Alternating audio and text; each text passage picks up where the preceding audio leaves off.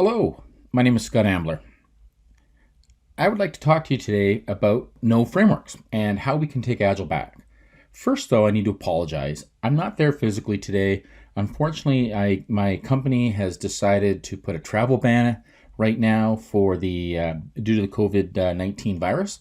So I was unable to travel. I was looking forward to coming to Dubai. I have not ever been there before, and I've actually been looking forward to this trip for quite a while now, and unfortunately got canceled about 2 weeks ago. So anyways, like I said, I apologize for only being here virtually. At the end of this, or afterwards, I guess, after this keynote, if you have any questions, then please gather them up and get them to me, and I'm happy to answer them. So let's get into it. So who am I? My name is Scott Ambler. I'm the Vice President and Chief Scientist for Discipline Agile at the Project Management Institute. I'm the thought leader behind several Agile methodologies, in particular Agile modeling and Agile data. I'll talk about those in a bit. And along with Mark Lyons, I'm the co-creator of the Discipline Agile Toolkit. I've authored a few books, and I sit on the advisory board for several organizations.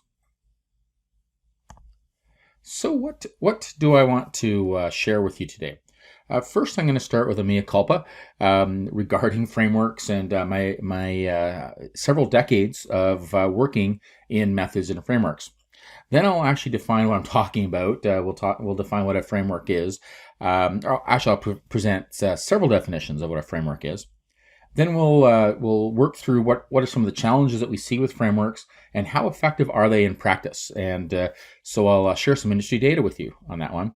And then we'll talk about what actually works in practice. And I will end with some advice for how we can take Agile back and how we can actually, on the eve of the 20th anniversary of Agile, we're 1 year away from the 20th anniversary. I think as an industry, we really need to decide to take Agile back and maybe go back to our roots and really sort of rethink some of the things we've seen go on in the last 20 years. So, mea culpa. This is actually Latin for my bad. So anybody with teenagers, you probably heard this term before, my bad. So it's a way of apologizing. So here's my framework mea culpa.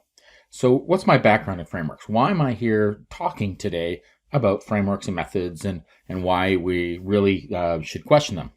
In the early 90s, early to mid 90s, I put together a body of work around process patterns describing how do we do object-oriented software development in a CMM level 5 compliant environment. Well, actually all levels of CMM, but in particular, how do we actually do this object stuff all the way up to CMM level 5?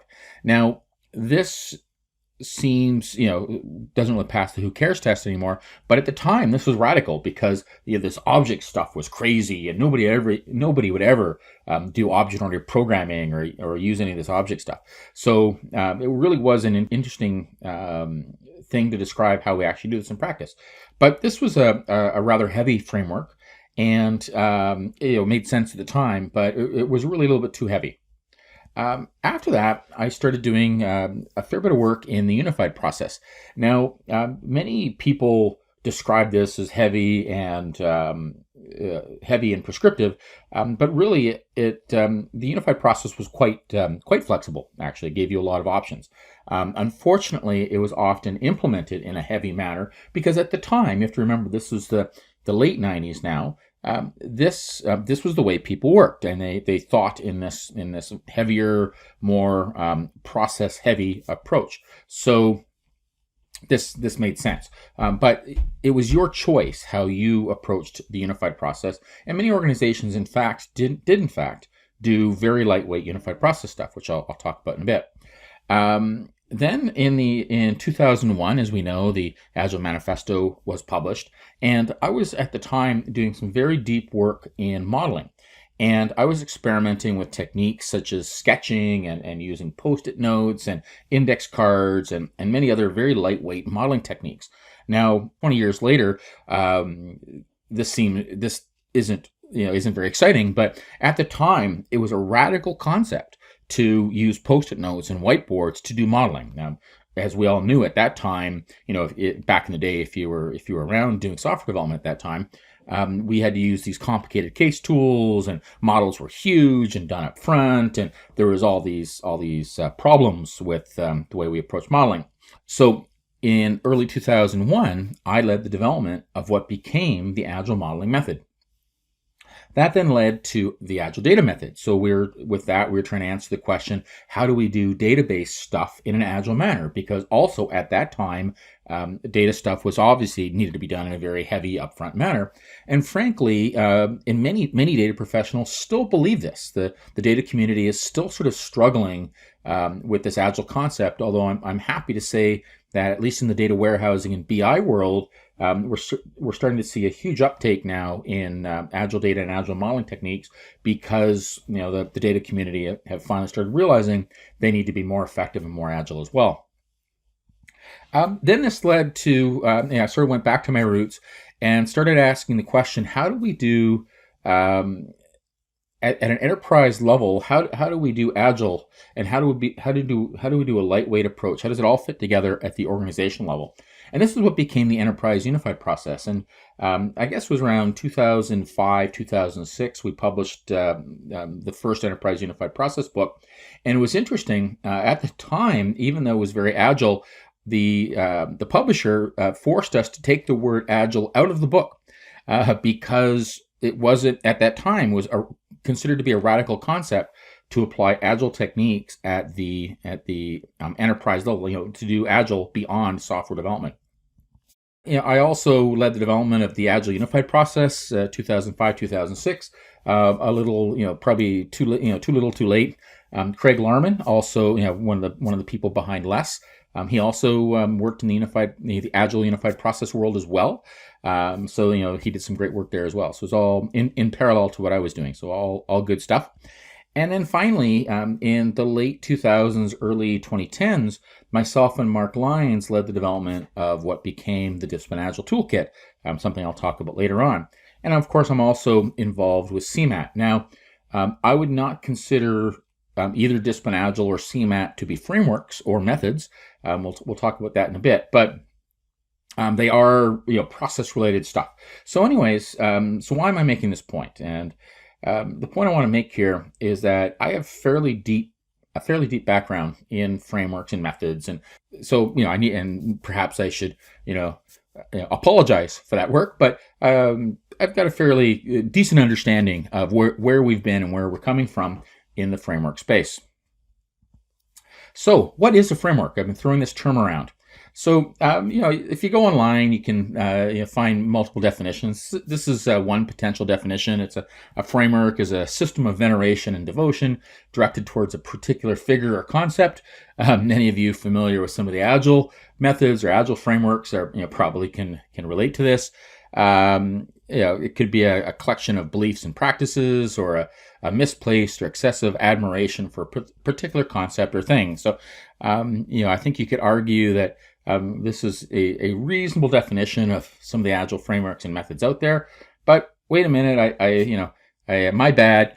This is actually the definition of a cult, not the definition of a framework. But it's interesting how I suspect many of you started thinking, wait a minute, this is not a bad definition. So seriously though, how do we define framework? So the English language being what it is, there of course is multiple definitions of a single word. So if you look at Collins, that dictionary defines framework like this. The Cambridge Dictionary defines frameworks like this. And Macmillan defines a framework like this. So these are what I would consider more prescriptive or structured definitions of a framework, the definition for a prescriptive framework. So, which is fine, that's okay. But Macmillan had a second definition, because once again, English being what it is, most dictionaries have multiple definitions for the same word. And Macmillan has both a what I would consider a prescriptive definition, as well as a more of a definition for a flexible framework. And frankly, my experience over the years is we want to be as flexible as possible. So, what is the problem with frameworks? Why should we consider, what's the problem? So why should we move away from frameworks? Why is, this no frameworks concept critical to us? And one of the issues with frameworks is that they define principles, rules, and beliefs, which is a good thing potentially. But what if those rules aren't applicable? So what happens when your situation changes? You might adopt a framework and a set of rules that make sense now for whatever situation that you're in, but then the situation changes and suddenly the framework that you're following, the method that you're following, doesn't fit anymore, doesn't make any sense, is actually causing you harm. So what do you do? Prescriptive frameworks solve a specific problem. Now, I need to be clear about this. There's a lot of marketing rhetoric around the term prescriptive and flexible and good stuff like that. So be very, very careful. Many of the frameworks and methods that claim to be flexible, particularly if you hear the word empirical, they're almost always very prescriptive. So if this framework or this method offers one way of doing things, that this is the best practice, or this is the best way of doing things, or this is the official way, then they're prescriptive. So be careful about that. So these prescriptive frameworks, they solve a specific problem, which is great. But what if you don't have that problem? So for example, in this picture we have a hammer. So hammers solve specific problems. You use a hammer to hammer a nail. But what if you need to fix a window? A hammer is probably not what you need. What happens once you've solved the problem? So, once I've hammered the nail, I don't need the hammer anymore. At least I don't need it right now. I can put it away, and then when I need to hammer it, when I have another nail to hammer at some distant point in the future, then I will use my hammer at that point in time. So sometimes frameworks solve specific problems at specific points in time, which is great, but then you move on. Frameworks can box you in. They can limit your way of thinking. So what if the language of the framework limits your ability to discover other ideas?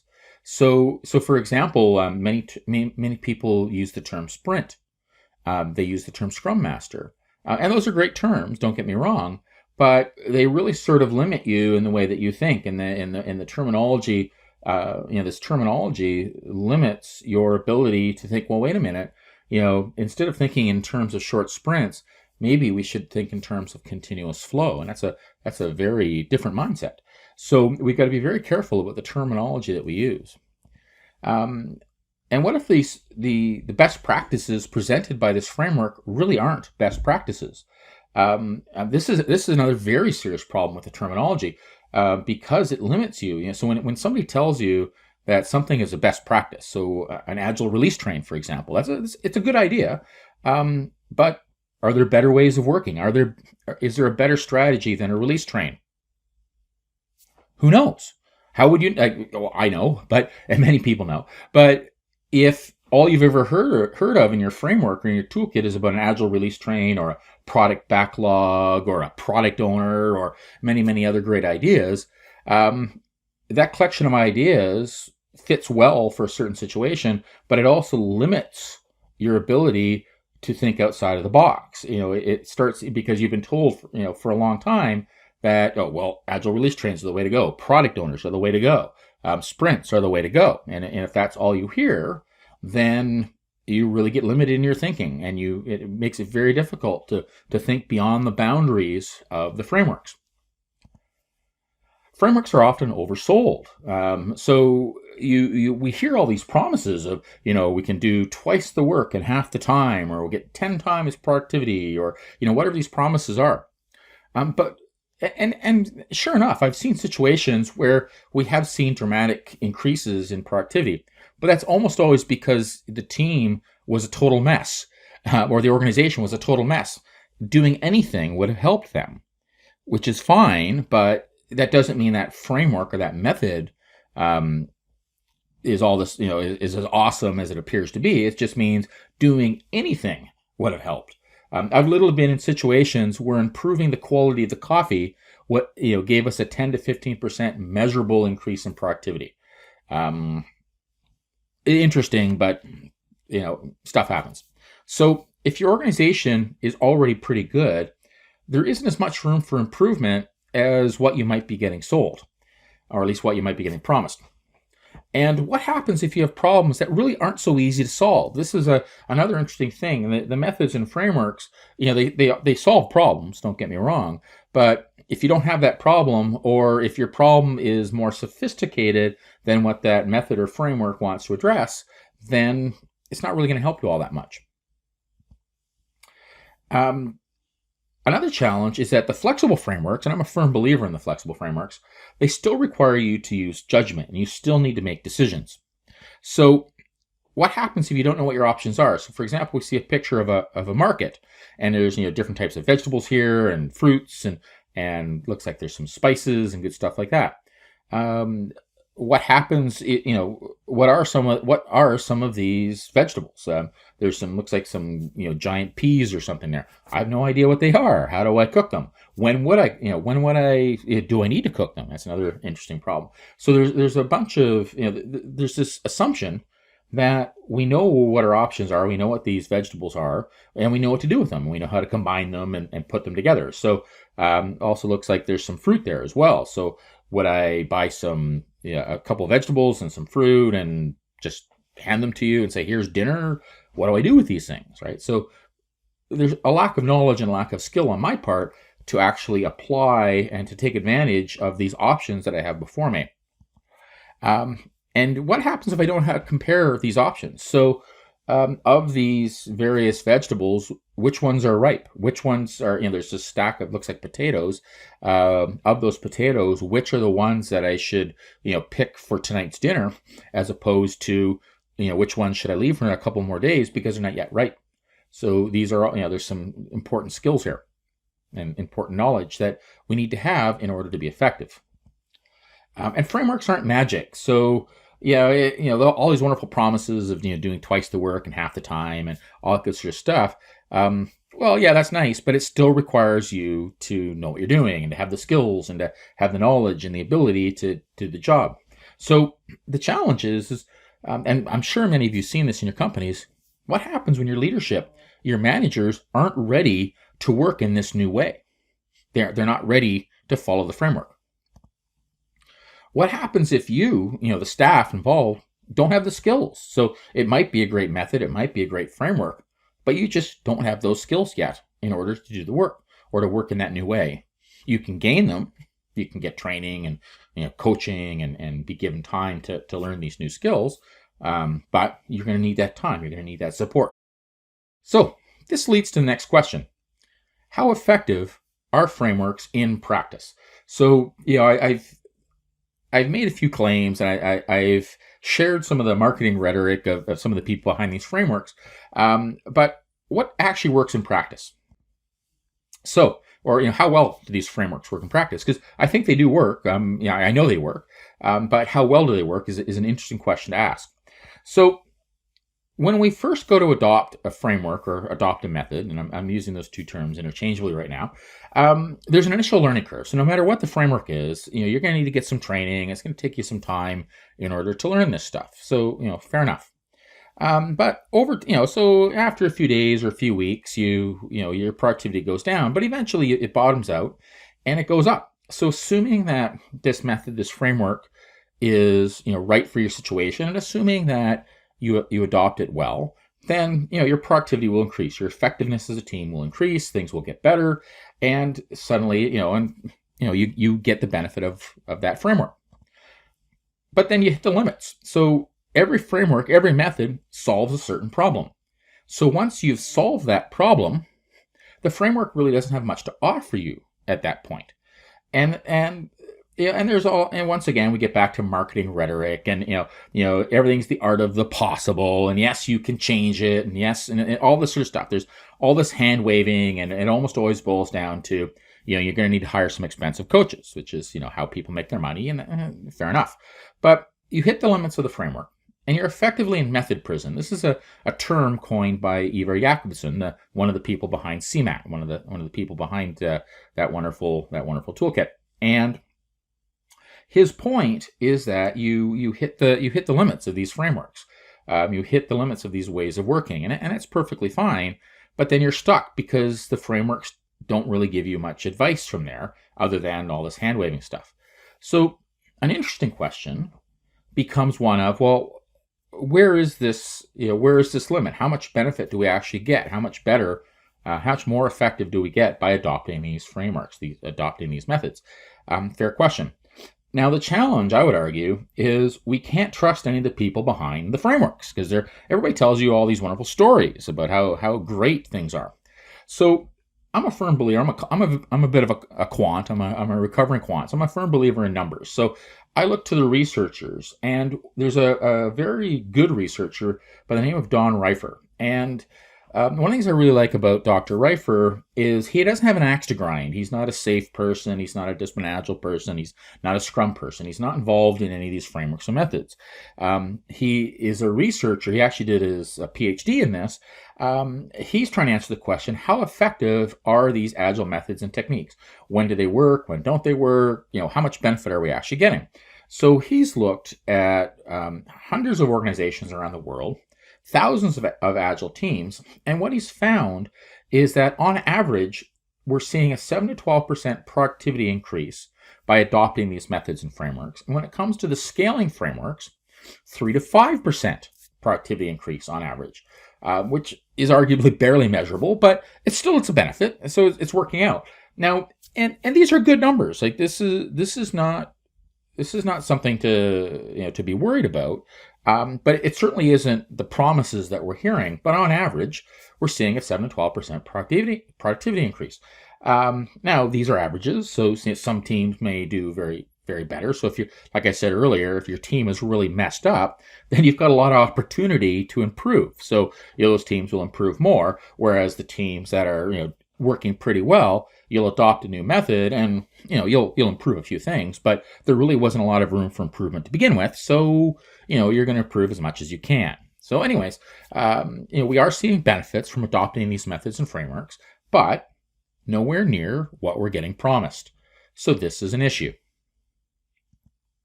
So this then leads to the next question. What actually works in practice? So I'm a firm believer at looking at what I call the apex predators.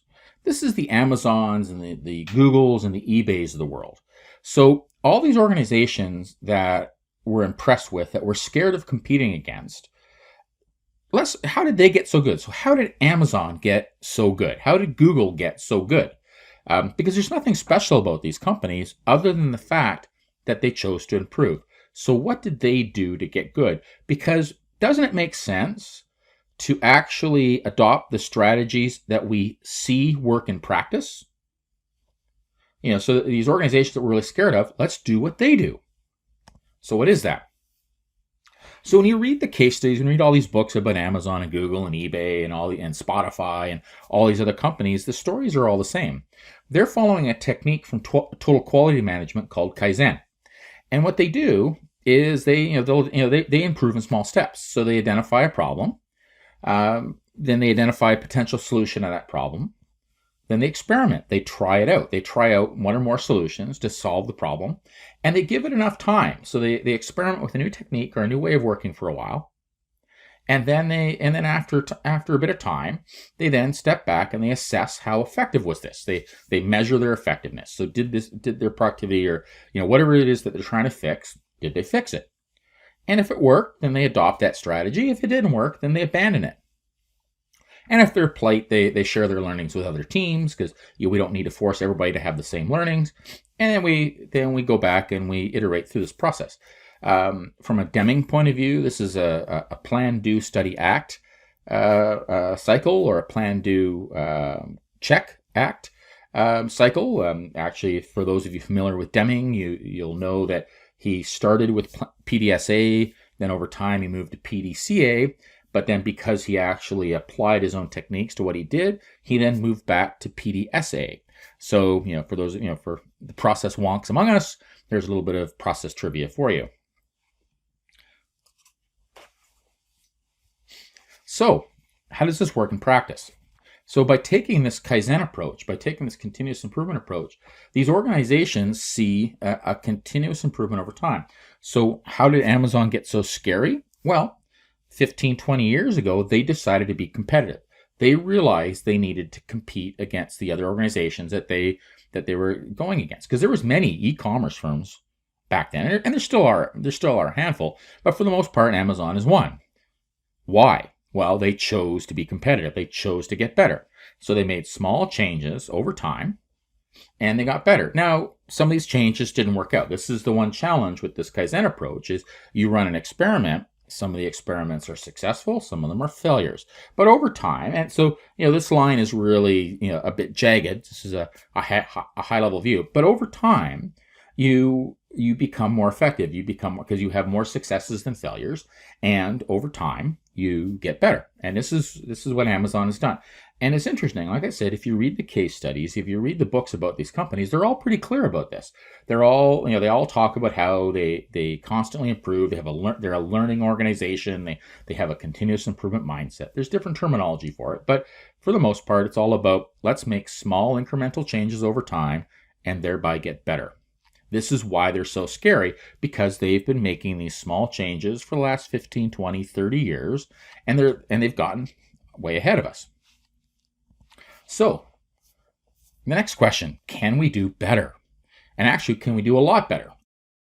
One of the interesting things about the Amazons and Googles of the world is they actually share their strategies with us.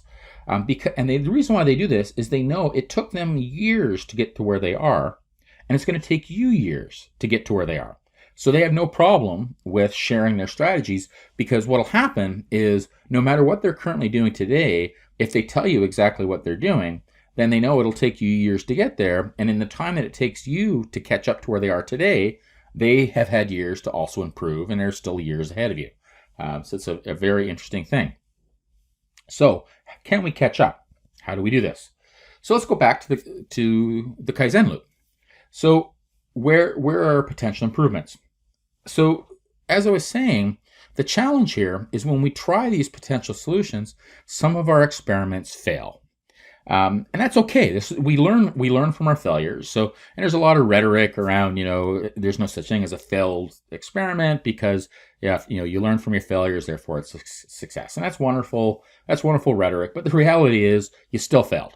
Okay. So if we can reduce the amount of failures, we can improve faster. So failing fast is fine. Succeeding early is better. So we can up our game on this. So how do we do that? Well, if we can get better at identifying potential solutions, then we can improve faster. Because if we can identify the solutions that are more than likely going to work in the situation that we actually face, we will have fewer failures. So we'll succeed early. So how do we do that? Well, if we have access to an experienced coach, then these experienced coaches can point us in the right direction and give us better advice, and therefore help us to fail less, which is great. But how do you identify these coaches? How do you attract them? How do you keep them? Easier said than done. And the fact is that the demand for good coaches is far greater than the supply of good coaches. So what do you do?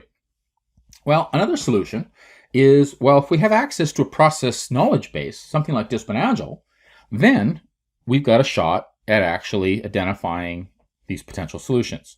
So let's work through an example. So the idea is that, the Amazons of the world, because they are truly leading edge, they will see an improvement curve that looks like this, which is great. They're very successful with this. But because we are in a position, because we're following, because we can leverage the knowledge of the others who have come before us, we can actually improve faster, because we don't have to reinvent the wheel. We can actually choose from existing proven techniques, and if we know how to choose, then we know what the trade-offs are of these techniques, then we can make better choices. Therefore, we fail less, we succeed more often, and we improve faster. So our improvement curve is steeper. And this is the overall strategy for how we get better. So let's work through an example.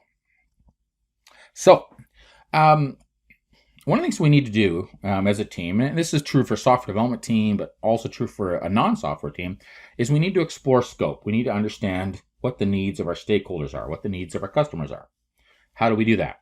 Now, many of the frameworks, many of the methods, they'll give you a simplistic answer to this, right? They'll tell you, we write up user stories and epics, and and maybe have themes or features if we're really advanced, and this is the way we do it. So they give you these prescriptive, simplistic answers, and those are great techniques, but maybe they're not the technique that works well for the situation that you actually face.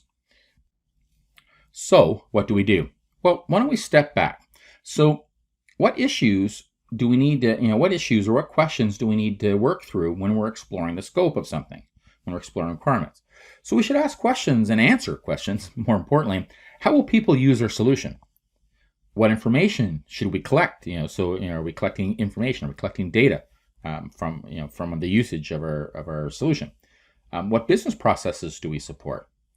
How will people interact with it? What quality aspects, and many others. So there's several issues, several questions that we need to answer, that we need to consider when we're identifying our strategy for exploring scope. Now, we will implicitly answer those questions, and the prescriptive frameworks answer them for you. But the point is well, maybe the answers that they have don't meet the needs of your actual situation.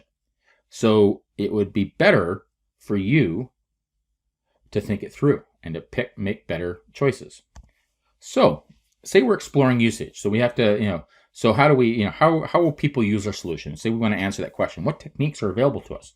Well, there's epics, very common technique, wonderful technique. We might want to focus on outcomes instead. Maybe we identify personas, maybe we write up user stories, or other techniques. So there's a wide range of techniques that we could potentially adopt and potentially apply in the situation at hand. So it's about more than epics and stories is the point. So let's choose the strategy, let's choose the techniques that work best in the situation that we face. As we were putting the toolkit together, we discovered that in some cases, some of the strategies are better than others. So for example, when it comes to level of detail, probably our best strategy is to just do an overview of the requirements. If we're going to write them up at all, let's write up brief notes, just enough of an overview to understand. Maybe we'll have a light specification, so we might actually write up a short document describing these requirements. Maybe we'll write up a very detailed specification. This does in fact make sense. Now, some people will tell you, oh, that's not Agile. Well, no, who cares, right? I'm going to be blunt about this. Who cares?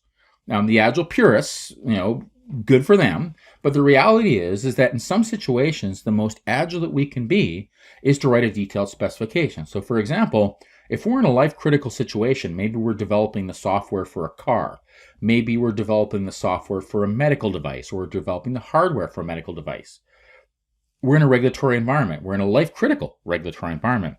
In those sorts of environments, if we want to avoid fines and stay out of jail, you darn well better believe we're going to be writing detailed requirement specifications. It is what it is. That's now we want to still be effective at it and write good specifications, but the most agile we can be in that situation is to write detailed specs. Or we might write no specifications at all. We won't capture the requirements at all. Many purists will say, well, that's the most pure thing we can do.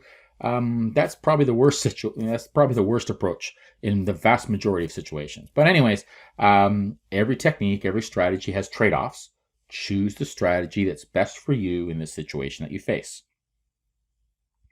So, what this drives to is, in order to help people make better decisions and to make better choices when they're trying to improve their process, we in Discipline Agile, we provide a collection of what we call goal diagrams that lead you through the decisions that you need to make and summarize the options you have available to you. Now, in behind all this are descriptions of each technique, so that way you know what we're talking about, as well as the trade-offs associated with each one. So once again, we want to give you just enough knowledge in order to make better decisions, so that way you fail less and you succeed earlier, and thereby increase your rate of improvement. And that's what's called guided continuous improvement.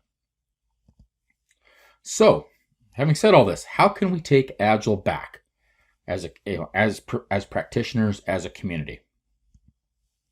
I think the first thing to do is we need to respect ourselves. And so in Agile, we're constantly talking about respecting others, which is great, but I think we really need to start by respecting ourselves.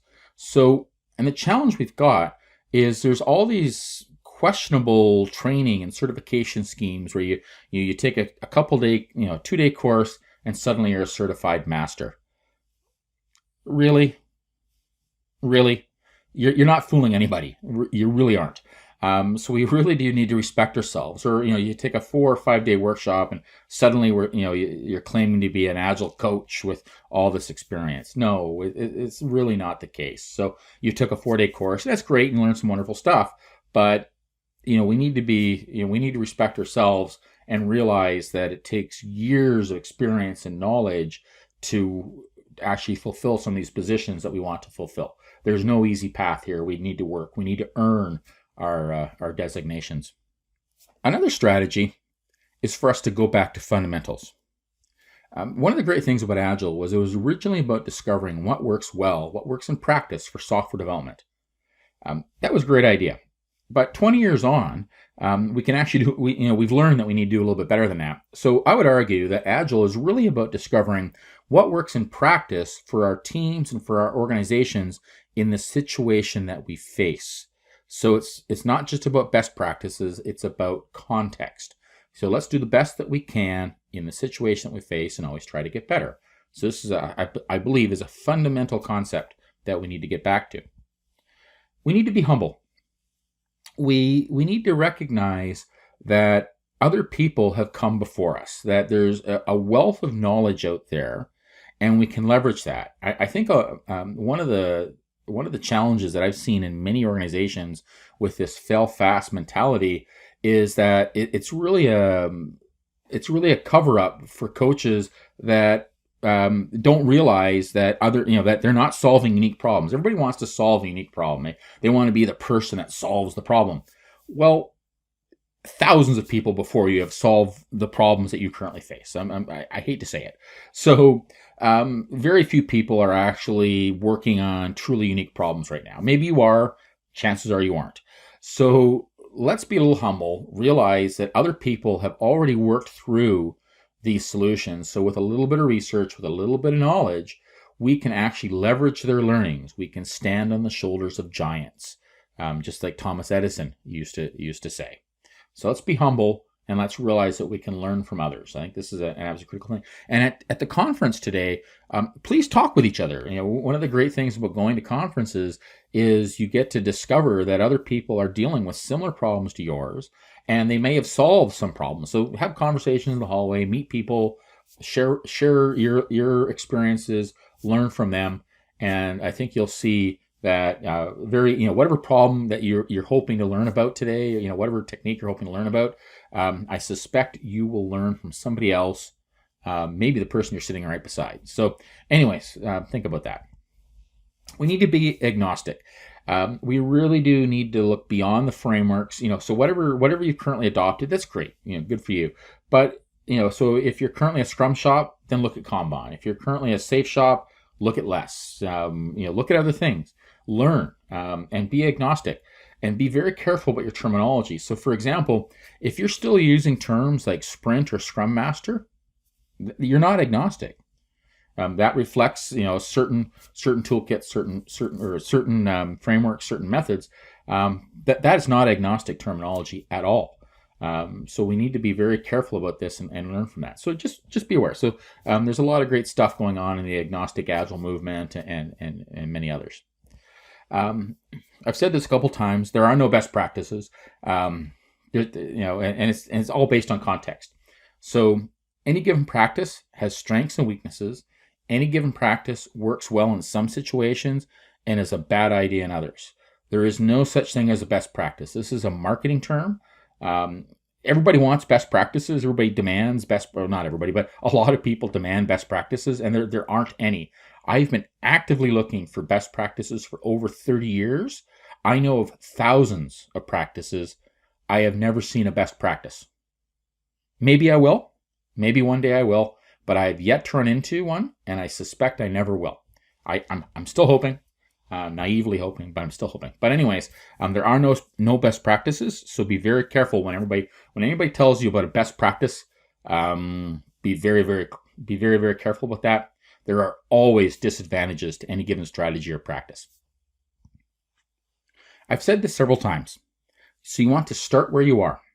So if you're currently doing SAFe or Scrum or Kanban or traditional or any other technique, that's great. That's your current way of working. It's where you are. So that's where you're going to start.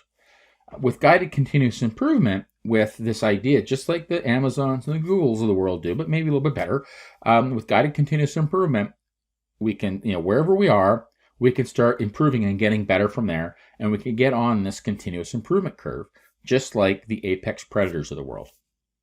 So in Discipline Agile, we like to say, start where you are, do the best that you can in the situation that you face, and always strive to get better, because you can always get better. This is actually a very interesting thing to observe. If you know of any professional sports people, or any Olympian, or somebody who wants to be Olympian, they're always practicing. They're always trying to get better. They're always trying to make continuous improvements. In even like the fastest runners, or the fastest swimmers, or the best hockey players, or the best cricket players, they're always trying to get better. They're always trying to improve. And this is the mentality. We're going to have this learning, in continuous improvement mentality. This is a very important thing for us. So the way that we do this is we should be constantly observing. Observe what we're doing, observe what others are doing, learn from others. So let's be humble. Let's learn from others. And let's think critically. Always be asking the question, what works well? What will work well in our situation? What can we do better? Why do these things work? Why don't they work? What problems are there? So once you understand that there's no best practices, then you start realizing, well, wait a minute, you're right. There are things that we can improve. There are things about whatever our current way of working is that aren't perfect, that we can improve and we can get better on. So we can start experimenting. We can start choosing to learn and find out what works well in our situation that we currently face. And of course, we should repeat and cycle through this learning process. And then finally, we should optimize the whole. I think one of the challenges we have in the Agile community is that we're team focused. And don't get me wrong, being team focused is great, but my team is part of a larger organization. We need to optimize the entire way of working. We need to optimize the entire value stream, or the entire organization, not just locally optimize on whatever's convenient for my team. And this takes maturity. It takes the ability to observe and understand that it really is all about delighting our customers, and to look at the overall value stream that we offer to our customers, and to try to improve the overall value stream, which might mean that my team needs to do something that's not ideal for us, but it's better for the overall process. It's better for the overall organization as a whole. So looking at the bigger picture and then acting accordingly is absolutely critical to our success as an organization, and is critical to our success as professionals. So I believe we can do this. I think we can take Agile back by respecting ourselves, going back to fundamentals, being humble and being willing to learn, being as agnostic as we can possibly be, accepting the fact that there are no best practices. We want to start where we are. We want to do the best that we can in the situation that we face. And we always want to strive to get better. And we can do this by observing, thinking, and experimenting. Finally, we want to optimize the whole. We want to look beyond whatever it is that we're currently doing and whatever it is we currently prefer to do, and look at the bigger picture. And we want to try to optimize that.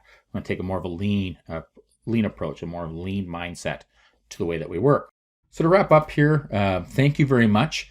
I hope this has been a useful and interesting keynote for you. Once again, I should apologize for not being there physically. Like I said, my organization, the Project Management Institute, currently has a travel ban on, and I was not allowed to go. I was totally excited. I was looking forward to going to Dubai. Even though I've traveled extensively in the Middle East, I've never made it to Dubai, and I was looking forward to it. Anyways, I will get there at some point in the future, I hope. So have a great day. Have a great conference. I've heard fantastic. I was looking forward to the conference. I've heard great things. You've got a great lineup of speakers, and this is going to be a wonderful event. Have a great day. I hope that I've given you things to think about. And like I said, feel free to reach out to me if you have any questions. I would love to answer them. Thank you very much. Have a great day, And yes, we can take Agile back.